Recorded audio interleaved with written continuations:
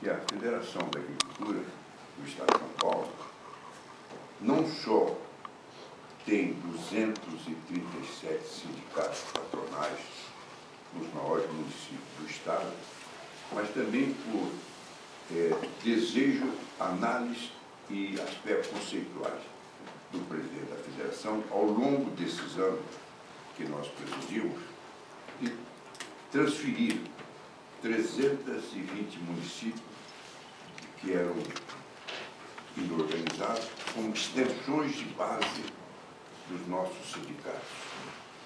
E ainda temos 81 ou 83 municípios bem pequenos que são inorganizados e que nós damos atendimento direto. E pretendemos, nesses próximos 2 anos, a partir do ano que vem, implantar também esses 81, 83 municípios com ou extensões de base ou sindicatos, criando, então, dentro dos 645 municípios do Estado, uma organização plena do nosso setor junto ao Estado de São Paulo. Isso permite nós estarmos muito atentos nessas direções. Além desse aspecto significativo, nós queríamos dizer que o agronegócio tão falado hoje nasceu nesta casa. Então nós vemos hoje aí que quando se fala em agronegócio, tem todo um grupo sério conduzindo o processo. E temos expertos que se agrupam para fazer o negócio do grande lucro. E nós não temos esse procedimento. E a nós só vale a atividade quando o processo ele requer uma solução equânime. Qual é a equanimidade que nós queremos? Que haja, evidente, retorno de recursos ao poder público, para o seu orçamento público, para tocar o setor, mas que não tire o direito do lucro da base do setor produtivo, que na transformação, na comercialização e no mercado exterior, porque vem outras vantagens. É tão verdade que quando nós iniciamos, esse é um assunto relevante que acho importante transmitir. Como é que surgiu o agronegócio? Basta dizer que, alguns anos atrás, um grupo de Ribeirão Preto resolveu fazer um levantamento naquela região forte da agropecuária de São Paulo brasileira, de como surgiu o agronegócio e qual foi o idealizador. É claro que lá tem grande força dos usineiros, né? E, para surpresa de todos, inclusive a nossa, o mais votado fomos nós, porque o agronegócio nasceu. E como nasceu o agronegócio? Primeiro aspecto foi que nós consumimos 1 milhão de sacas de café naquele período que nós falamos inicial. Há mais de 40 anos que ocorreu isso. Nós não tínhamos condições de aumentar o consumo interno. Então, nós consumimos 1 milhão de sacas de café. E era difícil o brasileiro tomar café. Porque tinha um processo. Você tem a saca de café em grão, e aí, como é que vai ser? Você vai preparar essa saca de café, transformá-lo, e depois fazer em pó? Isso aí nós sabemos que há uma operacionalidade para ser realizada. Então, tinha a futura indústria denominada Domínio, que interessou na matéria. E eu representava, naquela época, a junta administrativa do Instituto Brasileiro do Café. E tinha, por conseguinte, influência. A Domínio tinha dificuldade de implantar a indústria e criar condições de mercado. E nós sempre fomos a favor da indústria e da agroindústria, dentro da linha de pensamento do sistema que eu defendo, que a base do setor de produção receba os seus direitos consagrados. E nós demos todo o apoio. De repente, a Domínio estava implantada, sem recurso, e não tinha como comprar a saca de café. Aí surgiu, vamos conversar na Faresp, Federação das Associações Rurais do Estado de São Paulo, criada por Iris Menberg, que era de origem mineira e que veio para São Paulo, na cidade de Barretos, criou em 1934, o Sindicato da Pecuária de Carne do Centro-Oeste. Era um homem lúcido, advogado, promotor, procurador do Estado, criou o nosso sistema. Inclusive, criou a Confederação Rural Brasileira, que transformou em Confederação Nacional da Agricultura, que é a entidade maior hoje. Então, esse homem tinha uma visão também ampla do sistema que nós estamos falando. Muito bem. Mas ninguém quis entrar direto no assunto que buscar café do IBC. Já estava havendo uma luta danada na liberação que o governo queria fazer com uma tal ponte Rio-Niterói de café do produtor, aquela confusão, embora o governo tivesse comprado a saca de café do produtor, mas abaixo o preço, que era o excedente de saco.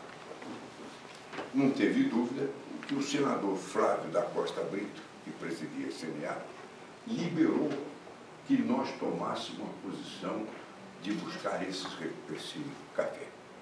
E foi lá que nós conseguimos que o IBC comercializasse alguns milhões de sacas de café com alumínio, um prazo para pagar, e entrou vendendo café no mercado profissional, particularmente onde tinha o maior consumidor, que era no estado de São Paulo. Foi assim que iniciou o agronegócio no Brasil. Infelizmente, o que ocorreu? Ele deixou um bem, a domínio, o seu dirigente, deixou um bem nacional inesquecível, que eu exporei logo em seguida. O que ocorreu? Com tudo isso, a domínio quebrou. Então veja que nós demos apoio à indústria. O que nós não aceitamos são certas políticas de agronegócio que se faz por aí, em detrimento à base do produtor. Essa relevância é importante, porque a cadeia produtiva não pode cortá-la no meio. Você fere o interesse extraordinário da matéria. Muito bem. Hoje, professor Adalva, e senhores aqui presentes, hoje o Brasil já chegou a consumir um pouco mais de 22 milhões de sacas de café. Abriu o mercado para o produtor. Nessa fase difícil, que o preço subiu, o que eles fizeram? Volta a faltar fiscalização e muitas vezes nós tínhamos café com outras misturas por falta de fiscalização. Então nós não estamos tomando o melhor café que devíamos tomar. Isso cai o consumo, que o consumidor também tem paladar. E no mercado que tem paladar, em especial em café. E são outros pontos a ser considerados em outras reuniões. O segundo ponto de referência sobre a ação da Federação da Agricultura também ocorreu aqui. A questão da citricultura, tão falada. O que ocorreu na agricultura? Nós queríamos caminhar também no mercado internacional do cítrico. E só naquele tempo tinha uma pequena indústria do grupo Fischer, que alguma coisa se exportava em suco concentrado, mas era insignificante, e todos os demais eram comerciantes da caixa de laranja in natura. E era exportada uma quantidade de caixa de laranja enorme in natura. E nós resolvemos, aí eu já estava com o corpo inteiro aqui dentro, porque eu comecei aqui com a primeira função minha em 1959. Então eu já participava direto, porque o meu pai é que me trouxe aqui, ligado à agricultura e outros setores para cá. Então nós estávamos aqui já naquela luta. E procuramos criar a exportação da tonelada do suco concentrado, que era importante para o Brasil. E eu lembro, gostava muito dele, ainda lembro com saudade dele, do Zé Cutrale, banco, simpático. E o Zé Cutrale falou assim: Ô, Fábio Meirelles, mas o senhor quer que eu vou vender minha caixa? Eu vendo, eu sou aqui do Mercadão, minha caixa tal, sai nesse Brasil afora, no mundo eu estou exportando minha caixa de laranja. Ele está inventando um negócio de suco concentrado. E assim foi iniciando os entendimentos, a tal ponto que, de repente, nós éramos exportadores de suco concentrado. Um resultado fantástico. E sabe como nós tratávamos disso? Aqui tem o professor Candeu e o doutor Adalto, que são os dois que conhecem isso. Os outros demais companheiros da diretoria não o conhecem. Os dois sim.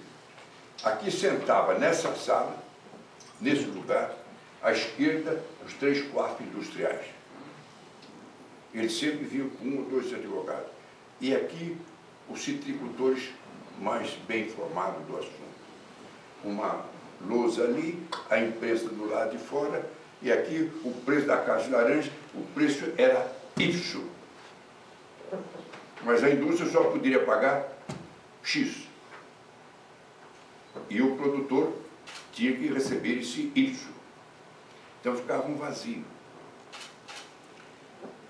Quem arbitrava e aceitava resolver esse assunto era o presidente da Federação de Agricultores de São Paulo, Fábio Meirelles. Sem nenhuma vantagem outra, a não ser de cumprir um dever de presidente de uma instituição como a nossa.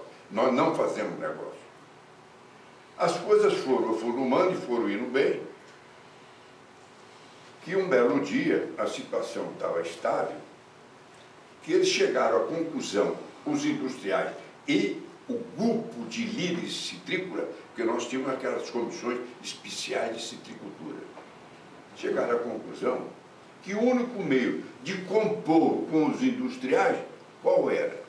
Estabelecer uma solução que permitisse aquele espaço entre o preço do produtor e o que a indústria poderia pagar, uma solução. E qual foi a solução? A solução era o Fábio Meirelles e a Brasília conseguir do presidente da República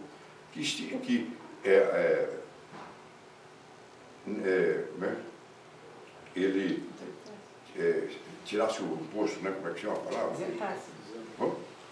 Isentasse o imposto de exportação da tonelada de suco concentrado.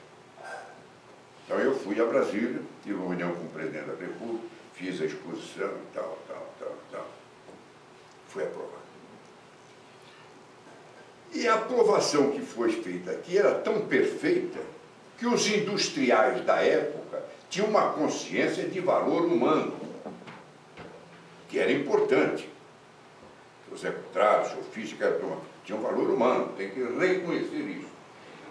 É que esse percentual seria, então, transferido, eles receberiam esses benefícios, a indústria, deixariam de pagar porque estava custando aquele custo do preço de exportação. Se tirou, alguém perdeu. Então perdeu o governo. Quem fez essa política? FAESP, Fábio Meirelles, aprovado pela sua diretoria. Então, esse recurso passava para, eles recebiam, passava para a caixa de laranja. Mas tinha também um negocinho pequeno, um percentualzinho pequeno. Sabe, professor Adalto, para quem passava? Para o coletador da caixa de laranja, que era trabalhador comum. É tão verdade que naquele período, o coletador da caixa de laranja era tido como o nobre entre os trabalhadores rurais. Trabalhadores rurais. E a coisa correu muito bem. Um belo dia, os Estados Unidos cancelam a importação do suco concentrado do Brasil. Foi um Deus nos ajude. Aonde os industriais procuraram? Não procuraram o governo, não, procuraram aqui o presidente da federação. Como é que nós vamos fazer? Esse assunto tinha um problema. E eu não era funcionário dos industriais, nem tinha parceria com nenhum deles. Né? Eu tomei as providências políticas, que a classe tem poder político. de se fazer representar, fazer-se entender, sempre em nível de interesse não só coletivo do nosso setor, mas com a visão nacional. A tal ponto que veio aqui um embaixador americano, do Estado plenipotenciário, pediu, naquela época, uma audiência com o presidente da FAESP. O mais importante, que para ele vir aqui, que um aparato, era o seguinte: ele não daria entrevista à imprensa. Acho que o Otávio Candelo deve lembrar bem disso. E eu disse que precisava que ele desse a entrevista. Naquela discussão vem e não vai, ficou estabelecido que ele falaria de pé, depois que terminasse a reunião, 10 minutos. Encerrava aí. Concordei. E eu vi muito assustado e me preocupei demais. Quando eu falei com as chefias, com os jornalistas mais importantes que tinham aqui em São Paulo, eram 3, 4 jornais, todos eles concordaram de cumprir fielmente. E sabe o que é que o embaixador veio aqui saber? Por que nós tínhamos desistido, o que estava vendo, que não estava sendo cumprido aquela passagem daquele crédito pessoal menor para o coletador da Caixa de Laranja. Então eles achavam que estava havendo uma especulação em detrimento, ferindo o mercado do produtor americano e o beneficiando o produtor, que realmente seria uma velhacaria comercial. Se fosse feito. Não, foi uma chameus, foi cumprido diretamente. Nunca mais tivemos qualquer problema nessa área. O ponto mais importante é que a indústria sempre foi muito reconhecida, mas às vezes a juventude vem e pensa que vão criar uma nova fase, e a nova fase não existe, porque vai prejudicar ambos os setores e a própria política de governo. Faz-se uma reunião para comemorar 1 milhão de exportação da tonelada de cítrico concentrado do Brasil, e nós fomos convidados para ir ao Porto de Santos, autoridades, governo, aquela coisa toda, para aquela homenagem. E aquele 1 milhão, quem festejou foi exatamente a indústria por intermédio do Fischer, que era um grande industrial que também tínhamos aqui, e hoje já não está mais na Laranja, saiu dessa atividade. E o senhor sabe o que aconteceu? Acredite com sinceridade. Eu estava lá, fui convidado, fui estar com 2 ou 3 amigos. Então lá tinha uma senhora e tal, estourar champanhe no casco do navio, estamos todos ali, e veio um discurso. E o maior discurso que eu recebi, eu fiquei tão importante ali. E aí isso aconteceu, daquele dia para cá começou a criar uns ciúmes em torno da minha pessoa, e eu olhava, eu sou baixinho, 1,70 m, gordinho, ciúme de quê? Não sei. Sabe o que aconteceu? Queremos aqui prestar a maior homenagem. Eu estou certo, estava o governador, o presidente, aquela gente toda importante. Eu estou sentado, estou ali de pé, estou falando, está muita gente. Esse 1 milhão de suco concentrado, nós devemos a um homem e a uma entidade, a Fábio Meirelles e a FAESP, Federação da Agricultura do Estado de São Paulo. Justiça. Então veja bem que é importante essa reunião, saber quem é a federação, os dados outros, a senhora Monteiro. Como é que nós podemos dizer? A indústria é muito importante, a agroindústria é muito importante, mas tem que preservar o direito do produtor. Não como outro dia uma autoridade diz assim, não, fique sossegado, o produtor está aí, ele morre, vem outro, se ele quebra, vem outro, compra as terras dele, vem outro. Uma autoridade do Estado falou isso é uma verdadeira anedota, vamos dizer, para falar de herói. Não, o produtor é um homem importante para nós. O produtor não é apenas nós, não somos, são os trabalhadores. E o doutor Sérgio vai abordar com precisão. Nós estamos 3.175.000, é isso? no dia de hoje, de homens e mulheres atendidos pelo Senado de São Paulo, que está implantado também nesse prédio, e que quando nós viemos aqui, nós tínhamos apenas um meio andar e 2 meio andares alugados. Hoje, o contrário. Nós temos todo o prédio de 15 andares, com exceção de 2 meio andares. Um alugado, que vai ser comercializado, por questão de herdeiros, e o outro que a pessoa não quiser. Então, a estrutura nossa está sentada em todo o território paulista, em todo um processo participativo, em todos os assuntos do Estado. Aqui tem vindo presidente da República, ministros, secretários, embaixadores, personalidades. Chegou um dia aqui, nós recebemos 18 membros da China, inclusive, entre eles, o secretário, espécie secretário ministro da Agricultura do governo chinês. Vem aqui, embaixada da França, Senegal, Grã-Bretanha. Aqui nós recebemos com alegria nossa a ministra da Agricultura da Grã-Bretanha, e que nós queríamos oferecer um almoço, onde veio, tá? Ela era do Come Fome naquele parlamento britânico, né? Ela sabe que ela mandou dizer, não, diga para o presidente que nós gostaríamos que ela nos oferecesse um chá. Olha, professor, vou dizer assim a todas, a senhora e a todos que estão aqui, como foi difícil eu arrumar alguém para fazer um chá. A moda britânica, mas ela saiu. Então, aqui é uma casa que outro dia viu um órgão importante do Ministério da Reforma Agrária, né? Aqui, uma reunião conosco para saber como é que nós podíamos funcionar. Agora, há poucos dias, recebemos um documento da Embaixada Americana e vieram aqui os representantes. Qual é o Estado que vieram aqui conosco? Estão lembrados? Aqueles 2 senhores?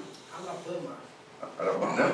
Que é fazer um convênio entre a Federação, Senado, FAESP, Senado, com a universidade dele, com o apoio de toda, para trocarmos os conhecimentos dos trabalhadores que nós passamos e eles, dos trabalhadores, um intercâmbio cultural entre os trabalhadores e nós. Essa é a Federação da Agricultura e que tem, como eu disse, um espírito cristão.